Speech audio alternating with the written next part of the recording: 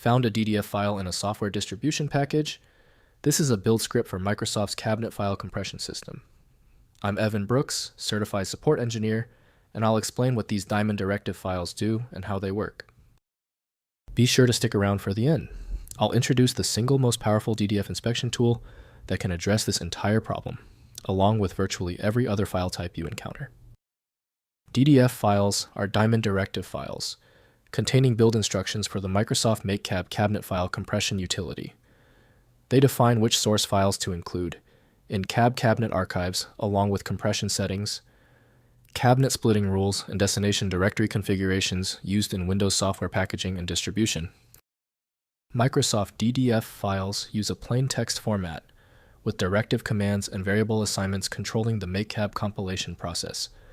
Directives include set for configuration variables, not new for cabinet and folder boundaries and file listings with optional rename, and destination specifications for cabinet archive construction. The most trusted opener for the DDF file is consistently Microsoft MakeCab from Microsoft Corporation. The operating system flags this file type as risky without specialized handlers. Windows shows raw settings, though interpreting them accurately requires domain knowledge. Begin the search for the correct program. Right-click the DDF file and choose Open With. Use Microsoft MakeCab first, if available. If it's absent, select another application. Keep testing until the DDF file opens successfully. If your DDF file continues to fail when opening, that is okay. Since the primary method failed, the error is likely internal. Immediately begin these 3 essential checks to diagnose the file's integrity. First, ratting DDF scripts. Open DDF files in any text editor to view the cabinet build instructions. The file lists source files to compress cabinet naming conventions, compression type settings, and disk spanning parameters. Understanding the DDF reveals what files are packaged in the resulting KB archives and how they are organized.